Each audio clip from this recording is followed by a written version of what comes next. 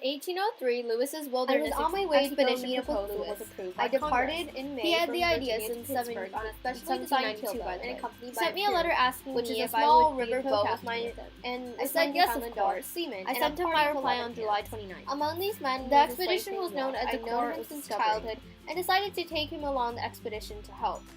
York was treated like an equal on the expedition. I had a bit of trouble with shallow water and needed some horses. Eventually, in mid-October, I met up with Lewis in Clarksville, opposite Louisville in the Indiana Territory. On May 14, 1804, we made a camp at River du Bois. After that, we reached the Mandan and Hitzada Indians near Bismarck, North Dakota, where we made Fort Mandan, hence the name. We stayed at Fort Mandan for about 5 months, and we gathered info about nearby tribes and French-Canadian traders. The blacksmiths made tools and traded them with the Native Americans for corn, melons, and beans. Since I was the main cartographer, meaning I drew maps for the expedition, I crafted our first significant map. The map focused on the upper Mississippi and Missouri and had less information about the upper Mississippi and Continental Divide. It also contained interactions with Native Americans and traders. Also, there were several mistakes on the map because of miscommunication and cultural differences when describing geography between the Indians and the traders. A French fur trader, Toussaint Charbonnier, and his wife Sacagawea visited us at our camp and joined our journey because we knew we would need them. They served as interpreters and helped out lots, such as getting horses for us from Sacagawea's tribe, the Shoshone, before we headed on the Rocky Mountains. The times on the Rocky Mountains were tough and there was barely any vegetation. Still, we ventured ahead and finally reached the Pacific. Anyway, back to our story. On April 7th, we built 2 pirogues and 6 dugout canoes and departed from the area. We also sent a keelboat downstream to report our findings, specimens, and maps we have gathered since our departure. About our findings, we made sure to keep careful compass record and measure distances. I produced a strip map for areas between different landmarks, especially the ones of the Great Falls, and it included the total drop of the Cascade. The Great Falls were extremely hard. We had to take a long and challenging detour, 17 miles. This was one of the hardest days of the journey, and the slope was tough and the supplies were way too heavy. We got through it finally. Some other challenges on our journey included having the rapids we went through. The Indians even watched for fun to see if we would make it out alive, but we did. Other challenges included conflicts with Native Americans. There were moments where we had our firearms ready and they aimed bows at us, but luckily none of us shot, or else trouble could have come and we may have not been able to finish the journey. There was also a moment where a tribe captured us, but an elderly woman argued in our defense and saved us. I'm so grateful for that. Although the peaceful encounters, there was one moment where we fought. It was known as the Two Medicine Fight. The Piegans were trying to steal our weapons, and some of our men quickly chased them and recovered our guns. 2 Piegans were killed, one stabbed to death in defense, and one hit by a bullet that was intended to be shot at Lewis. Then the Piegans fled. Thankfully, that was our only violent encounter out of many possible ones.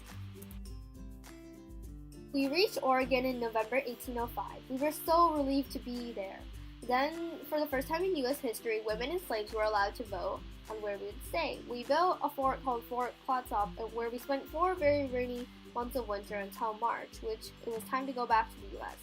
We split into 2 groups. Lewis led some men to the Blackfoot area, which was north of where I was going, which was the Bitterroot River and Yellowstone River.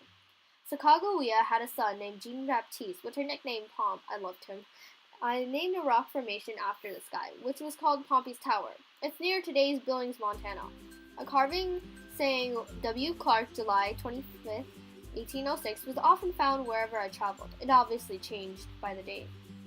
Lewis and I agreed to meet each other by St. Louis and then head to St. Louis together. We made it back in late October 1806.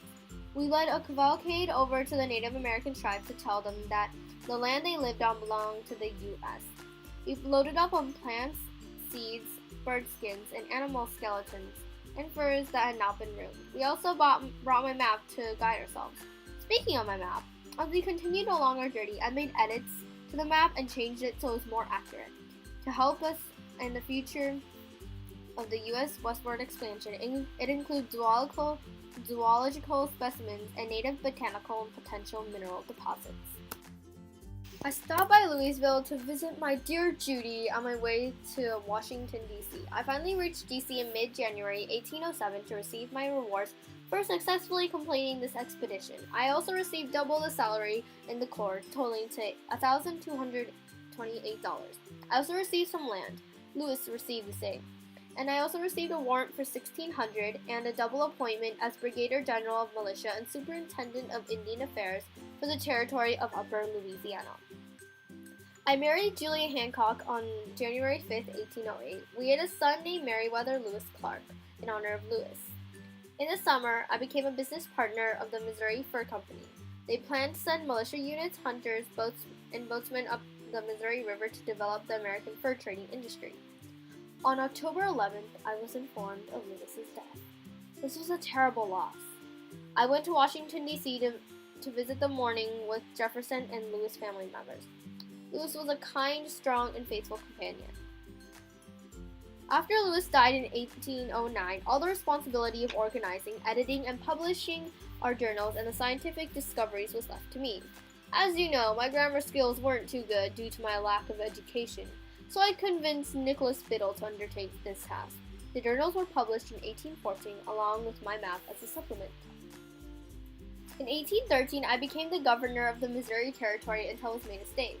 I lost my first election, but I joined my positions as Brigadier General and serving as a Superintendent of Indian Affairs. Through these actions, I gained respect from Native Americans, trappers, and traders. They often brought me new information which I used to update my map of the American West. I died at the age of 68 of natural causes on September 1st, 1838 in St. Louis.